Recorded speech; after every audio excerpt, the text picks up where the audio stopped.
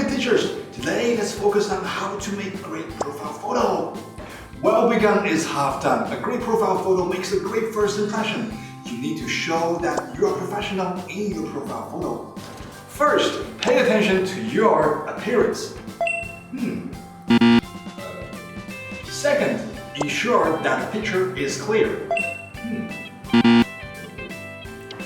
Third, be sure you are centered and use a simple background or your well-decorated teaching background.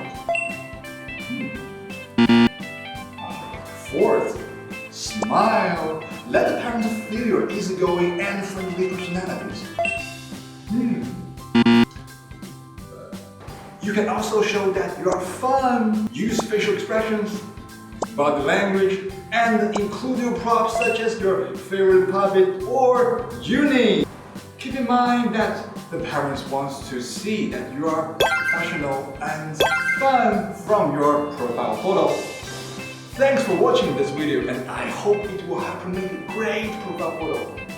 Follow GoGoTips and become a better teacher.